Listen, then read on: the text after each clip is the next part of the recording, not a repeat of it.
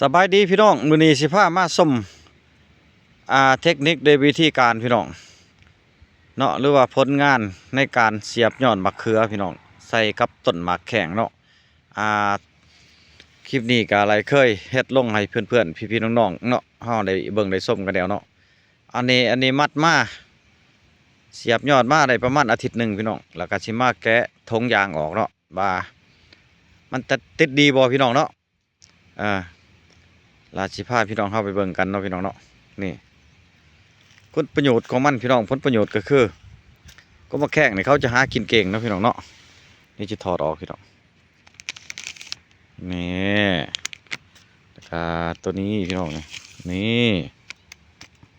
สวยงามอลังการนะพี่น้องเว้ยนี่ตัวนี้โอ้ตัวนี้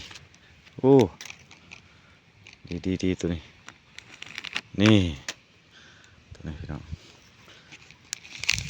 นี่ยังงานหนึ่งนี่สวยงามดีพี่น้องน้องพี่น้องเนาะ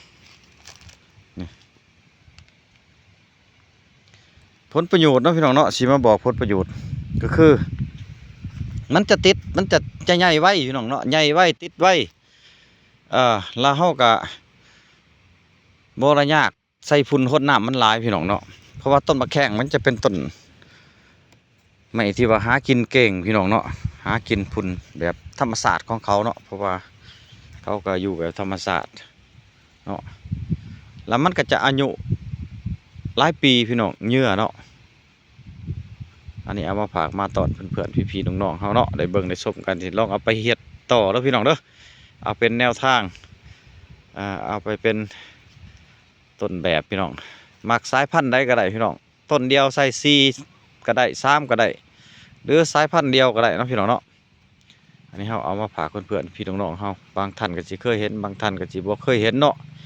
ถ้าว่าเฮานี่ก็แม่นได้เฮ็ดประจำพี่น้องเนาะเฮ็ดประจำน่ะแต่ว่าเอากบมาแข่งมาปลูกไว้เนาะมันใหญ่นะเขาก็ไปตัดยอดออกเสียบใส่ก็บ่ต้องปลูกหลายหรอกพี่น้องซ้ำว่าสิปลูกกินเนาะ2-3 ต้นนี่ก็เหลือกินพี่น้องเนาะอันนี้สิมาอัปเดตอีกเทื่อนึงพี่น้องบัดช่วงเขาดอกเขาหมากเนาะอันนี้เอามาให้พี่ๆน้องๆเฮาได้เบิ่งได้ชมกันสำนี้ก่อนพี่น้องเนาะอันนี้อยู่ในสวนนี่ก็มีหลายต้นนะพี่น้องเฮ็ดมาประมาณ20กว่าต้นพี่น้องเนาะอย่างที่ผ่านมาก็เคยเฮ็ดอยู่พี่น้องมันกินบ่เบิดก็เอาไปแบ่งให้พี่ให้น้องเนาะหรือว่าไปขายก็ได้พี่น้องตามท้องตลาดเอาคลิปนี้ก็สิมีเท่านี้พี่น้องมาฝากมาตอนเด้อขอบใจเพื่อนๆพี่ๆน้องๆเฮาที่เขามาเยี่ยมมาชม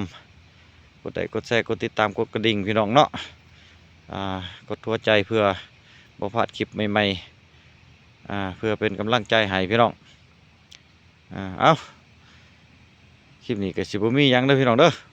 ขอบใจได้หลาย